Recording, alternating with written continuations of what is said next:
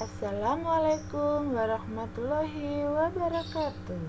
Selamat pagi anak-anakku kelas 5. Apa kabar kalian hari ini? Semoga kalian senantiasa diberikan kesehatan oleh Allah sehingga kita dapat bersama-sama belajar pada hari ini.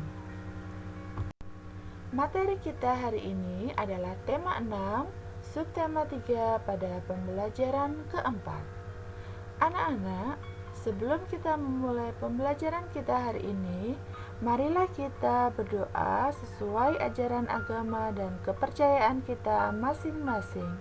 Berdoa dimulai. Berdoa selesai. Adapun tujuan pembelajaran kita hari ini adalah anak-anak, perhatikanlah gambar-gambar berikut ini. Bagaimanakah pendapatmu jika kamu berada di tempat dalam suasana seperti gambar tersebut? Tahukah kamu bagaimana usaha yang dilakukan warga agar keadaan seperti gambar tersebut terwujud? Salah satu usaha yang dilakukan adalah memastikan bahwa menjaga kebersihan lingkungan menjadi kewajiban dan tanggung jawab warganya. Salah satu kota yang sangat peduli dengan kenyamanan warganya adalah kota Surabaya. Hal ini terjadi karena pemerintah yang peduli, juga keterlibatan masyarakat yang juga membuat hal itu bisa terjadi. Secara bergiliran, warga masyarakat memelihara kebersihan lingkungan masing-masing sebanyak 2 kali sehari, pagi dan sore hari. Nah, anak-anak, supaya semuanya itu dapat terjaga, kita harus dapat melaksanakan tugas dan tanggung jawab kita dengan baik. Nah, meskipun demikian, ternyata masih banyak permasalahan sosial yang terjadi di sekitar kita. Untuk lebih memahami tentang apa saja masalah sosial itu, penyebab dan akibat yang bisa ditimbulkan, mari kita membaca bacaan berikut ini tentang permasalahan sosial di sekitar kita. Masalah sosial yang pertama adalah sampah. Banyak hal yang terjadi akibat sampah yang menumpuk di sekitar kita. Selanjutnya adalah kali atau sungai yang kotor beserta akibat yang ditimbulkan. Bangunan liar dan kemacetan lalu lintas. Setelah kalian membaca bacaan tersebut, mari kita temukan pokok pikiran dalam setiap paragraf. Pada paragraf pertama, tanggung jawab warga negara sesuai perannya di masyarakat. Paragraf kedua, akibat warga negara tidak melaksanakan tanggung jawabnya. Pokok pikiran ketiga adalah membuang sampah sembarangan adalah kebiasaan tidak terpuji. Pokok pikiran keempat, sungai dijadikan tempat pembuangan sampah bagi warga masyarakat. Pada paragraf kelima, bangunan liar menyebabkan masalah kesehatan dan kebersihan lingkungan. Paragraf ke-6, kemacetan lalu lintas menimbulkan ketidaknyamanan dan ketidakamanan pada pengguna jalan. Nah, setelah kalian membaca dan mencari pokok pikiran, ayo kita menemukan masalah sosial yang ada di lingkungan tempat tinggal kita. Yang pertama di lingkungan sekitar rumah kalian ya. Misalnya, masalah sosialnya adalah sungai yang kotor yang disebabkan oleh kebiasaan membuang sampah dan limbah di sungai yang mengakibatkan sungai menjadi kotor dan sungai bisa meluap saat musim hujan. Nah, usaha untuk mengatasinya adalah membuang sampah di tempat sampah. Permasalahan sosial selanjutnya adalah sampah. Penyebabnya adalah kebiasaan membuang sampah sembarangan, sehingga mengakibatkan lingkungan tampak kotor dan tidak nyaman, sehingga usaha untuk mengatasinya adalah kita harus membiasakan diri membuang sampah di tempat sampah. Masalah ketiga adalah bangunan liar yang disebabkan oleh pembangunan bangunan di atas saluran air, trotoar, maupun di taman kota, sehingga mengakibatkan ketidaknyamanan masyarakat. Sedangkan usaha untuk mengatasinya adalah penertiban bangunan liar yang dilakukan oleh pemerintah daerah setempat.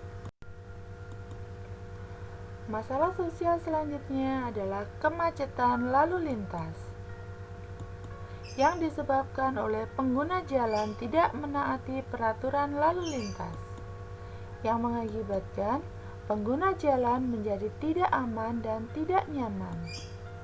Usaha untuk mengatasinya adalah memberikan pemahaman tentang pentingnya mematuhi aturan lalu lintas. Nah, kesimpulan yang dapat kita peroleh yaitu masalah sosial mengakibatkan pencemaran lingkungan yang berdampak pada kesehatan, lingkungan, dan sosial ekonomi.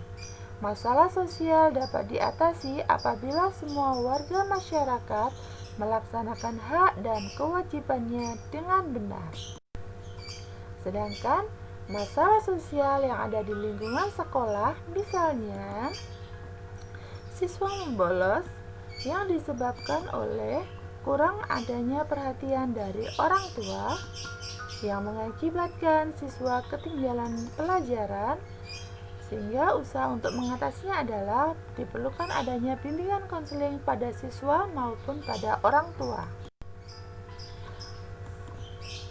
Yang kedua adalah perkelahian siswa, yang disebabkan karena adanya kesalahpahaman dan kurang rasa mengasihi di antara sesama siswa. Akibatnya, suasana belajar tidak nyaman. Usaha untuk mengatasinya adalah saling mengingatkan antar teman. Bullying disebabkan karena kurangnya rasa menyayangi antar teman, yang mengakibatkan suasana belajar menjadi tidak nyaman. Usaha untuk mengatasinya dengan memberikan pemahaman tentang pentingnya saling menyayangi. Masalah sampah yang disebabkan kurang sadar pada kebersihan lingkungan, sehingga lingkungan belajar menjadi tidak nyaman.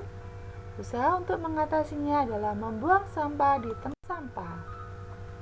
Nah, kesimpulan yang dapat kita peroleh adalah masalah sosial di lingkungan sekolah mengakibatkan suasana belajar menjadi kurang nyaman.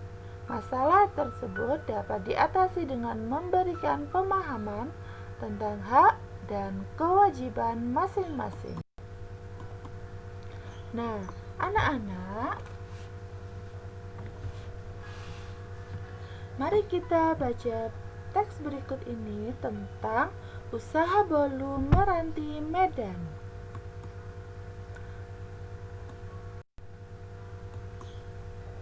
Nah, setelah kalian baca, mari kita jawab beberapa pertanyaan berikut ini.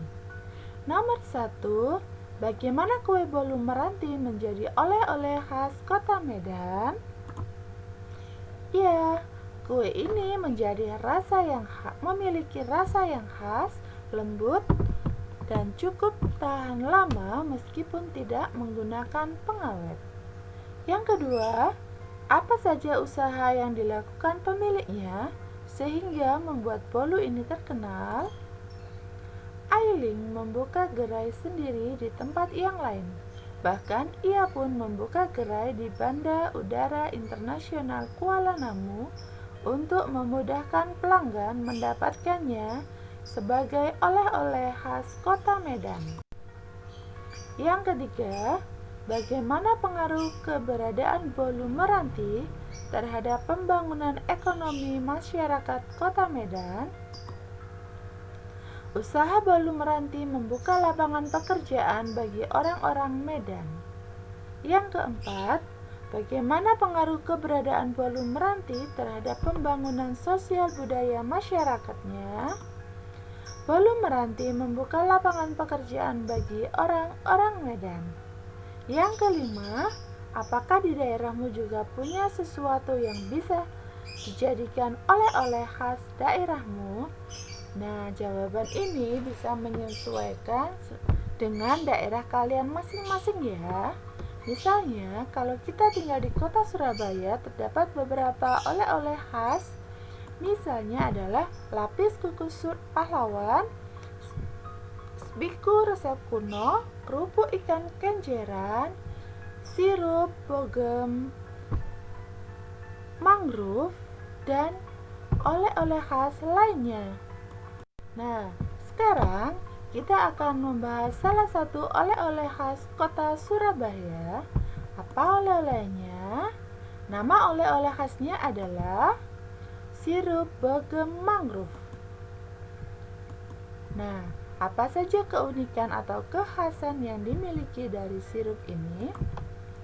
Selain memiliki rasa yang khas, sirup ini merupakan hasil olahan dari buah mangrove atau yang disebut dengan bogem. Yang kedua, pada penjualan produk ini terdapat misi memperkenalkan lebih luas tentang pengembangan produk serta tentang konservasi hutan mangrove. Manfaatnya terhadap kehidupan masyarakat sekitar adalah dapat membuka lapangan kerja bagi ibu-ibu di lingkungan sekitar, mampu menambah penghasilan ibu-ibu di lingkungan sekitar, serta menjadi produk khas dari kota Surabaya. Nah, demikian anak-anak pembelajaran kita hari ini. Sekian, Ibu akhiri. Wassalamualaikum warahmatullahi wabarakatuh.